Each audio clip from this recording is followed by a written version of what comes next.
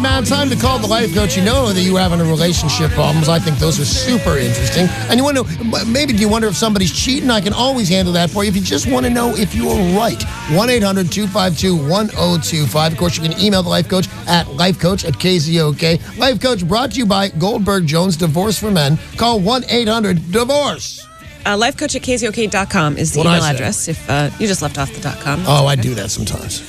And 800-252-1025 to talk to Danny in person, but you can lie about your name. It doesn't matter what your name is. Danny can help you. Just make that call or email. Sherry in Renton has sent an email. Yes. I have a 16-year-old son who is nothing but trouble. You know what's funny? I was just, kind of glibly going to say, I bet he's nothing but trouble, and I'd have been right. 16 is tough. Well, she says he has horrible friends. He's using drugs. He never goes to school, etc. I'm ready to kick him out. He is just so stubborn and doesn't care anymore, and he won't listen to anyone. Is there anything else I can do? I am just so frustrated. No, I think you're thinking along the right terms. You always have to bet if you kick out a 16-year-old that they're going to do something better with their lives than they were doing at home. Because I would be hesitant, because I thought about, hey, man, should I kick Isabella out of the house? And she was really young, of course, I couldn't do it. But what's the best thing for her against her will? And often the answer is not kicking them out. You have to bite the bullet on this one and keep these ill-mannered people in the house. So what you have to do is stop, all the freedoms that you allow your 16-year-old child. You have to start bringing them to a halt. So your kid needs to, and they say you can't bribe a kid. Yes, you can. If he doesn't get certain kind of grades, then the internet goes off, the computers goes off, the video games go off. You absolutely can make this child do what you want, unless he's just a huge rebellious nothing. And I don't think he is. I think, believe it or not, even though you think that you've been, you've had the fists closed around this kind of situation, really you've been making it easy for this kid to hang out with bad people and do drugs and not go to school. How do you not go to school? There's authorities you can call it. By the way, you should have. The truancy thing is not a thing from old movies. That's a real office. You can call and make it kind of scare your kid straight, but stop with the video games and the internet. And at 16, start charging rent. Stop making life really comfortable for this kid and make him go to school and make him do something with his life. It really is your responsibility as a parent. Hey, thank you very much for that email. If you've got a question for the life coach, call now, 800-252-1025. Nick in Tacoma, you're on with Danny. Hey, Nick, how are you? I've been better. All right. Well, what can I do for you to get you better again? I pretty much messed my life up. I'm homeless, and I'm a drug addict. So. Are you currently using? Yes, I am. Okay. By the way, nobody's here to judge you, man. You don't have to be scared about the answer.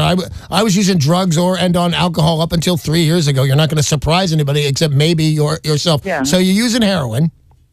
Yes, sir. Okay. Are you currently using? Yes, sir. All right. The first thing we got to do is get you off heroin. That will enslave you, because I believe your call is about getting a job or getting your life back together. First thing we got to do is get you absolutely off heroin. I'm assuming, because heroin's so nasty in what it does to your life, that you've gotten clean for some amount of time before. Yeah. All right, so you've been sober for what, 10 days, 30 days, a year? I've been sober for 3 or 4 years before. 3 or 4 years, so you know how it's done. Could you do it again? That's the hard part, is trying to get myself back there. I just don't know the answer. I've been living on the streets now for almost a year now, and it just gets becoming comfortable, and that's the sad part about it, because Do you hear what you're saying, Nick? Man, you've seen a lot to say. I'm on the streets. I don't have a job. I'm a heroin addict, but I'm just so comfortable. You're not comfortable. You've lowered the bar of what you're willing to accept. You're willing to accept being homeless, being jobless, being hungry, being dirty. You've started to accept that, and you believe you're comfortable when you're not. Here's what I want you to do, because your question is, how do you be homeless and get your life back together? There are so many things that all you need to do is survive your particular problem. I'm telling you right now, get yourself with an outpatient so there's some kind of record of it, get clean again, and then give somebody a few years of being off heroin and being sober. And guess what? You're now the best qualified person for a rehab facility. And I will tell you this, I've been to rehab twice. I'm holding up 3 fingers. There may be something still wrong with me. I've been to rehab twice, and all the counselors in there, and they were proud, and they looked great and stuff. Their only thing that they had to offer, as far as I could tell, were 5 years of sobriety. So your first thing you got to do is get yourself off heroin. And then you should talk to people. Remember, at some point, you're going to be listening to some guy like me who is just going to say, man, I pulled myself up by my bootstraps because I remember the days when I was homeless. That absolutely could and should be you. Nobody's got a better story than you. So the first thing, no matter what, you got to get clean. You got to get off heroin. You're out on the streets. Good things don't come from this point. You know, and I think you know that, or you wouldn't be calling. I'm really pleased that you did. You're out on the streets. You're out addict. The next step is kind of death. We can't have that happen. You got to get off heroin. And then whatever facility you get off heroin, they will probably hire you right then and there to be the first guy, mop the floors, let other people in. And then after you got a couple of years, it's a decent paying job to be a counselor at a rehab. And all you got to do is quit the drugs and pull yourself up from your bootstraps. Yeah, it won't be easy for the first couple of years, but then that's all that you need to be the one in the world that's got the best recommendation for that job. Good luck and hang in there, Nick. If you've got a question for the Life Coach, call 800-252-1025. Obviously, if you listen to Life Coach, you know any kind of problem, Danny can help you. He's been through most of these problems. That last caller. Yeah. You've been homeless. I have indeed been homeless. You've been on drugs. I have indeed been on drugs. And you've gotten sober. Yeah, look at me go. It is possible for you to have all these things happen to you as well. Make the phone call to the Life Coach at 800-252-1025. Sharon in Spanaway has sent an email. My husband is an alcoholic. He drinks a 6-pack of tall beers every day. Now, I drink too, but tequila. My husband recently had a nervous breakdown following a decade of depression. He got help. He's now on antidepressants and anti-anxiety meds and in therapy. But now... he's doing all the right... I don't know what the rest of this email is, but he's doing the right things right now. Except he drinks more than ever. Oh. He has taken to my tequila. I resent that he drinks my tequila. I avoid buying it, and I would like to cut back to just drink every now and then. I feel if there's tequila around, I must drink it all, or I'm enabling him. He's getting help for everything but drinking. What can I do? Well, get him some... the first thing you got to do is get him help for drinking. The other thing is you need to lock the booze up. You know, now, luckily, I'm not like that, but I take the Antabuse. So... my wife drinks. There's a bottle of vodka in my house right now. It doesn't bother me. I don't care. And it was a long discussion because she was willing to, she's not an alcoholic. She said, it's no big deal. I'll quit.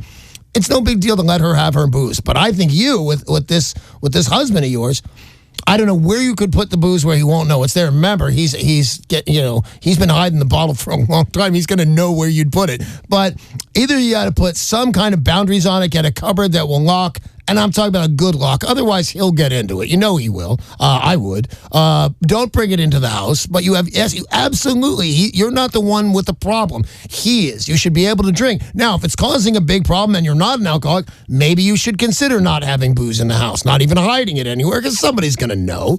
Maybe you only drink with friends at somebody's dinner parties, things like that. Maybe you curb your drinking. That's a personal, that's up to you. But, I don't know how long your husband's on the... mood stabilizers and anti-anxiety pills, because the bad part about that, and they get more with booze, there's a real sexual thing with those. They go right to, they lead you to, what is that stuff called?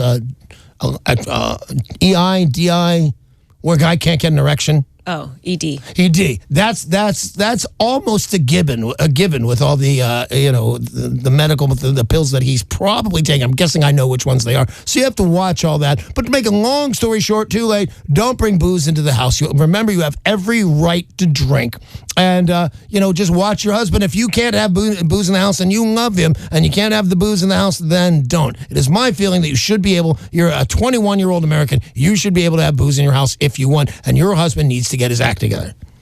Alan in Seattle, you are on with Danny Bonaduce, Life Coach. Hi, Alan. Hi, how you doing? I'm good. What's up, buddy? Well, sir, I just turned on the radio. I got back into the car after going to the gym. It's the only sanity place to go to after in my situation. Well, what's your situation? I'm living in the car again because I couldn't tolerate the couple I was renting a room from. You're living in the car, but you have a gym membership? Yes, sir. And a cell phone? Yes, sir. Wow, what it's like to be homeless in America. God bless you, Alan. So what can I do for you? Well, I was listening to you folks talk on the radio, and I know there's all these programs for people who are addicts and all that, and then they're living in their car because of their addiction and all that. But yeah, you're talking to one of them, and I think I'm apparently talking to one of them too. And I've never had any of those problems, sir. But I just financially upside down and physically upside down, and don't make enough per month to live on my own. All right, so you're telling me that you don't have to be an addict to be homeless, correct? No, sir, that's not what I'm saying. I'm saying. Oh, I was going to agree with you. What? I said I was going to agree with you. Of course, that's true. You lost me. That's okay. I do that to everyone. So what can I specifically do for you? Do you have a question for me? Do you have any information that might be able to help someone like me who is in a situation like this and trying to, I don't know, I've tried everything the city requires, called community information line. I've nagged them to death, and everyone wants you to go to a shelter, but that's not the only case.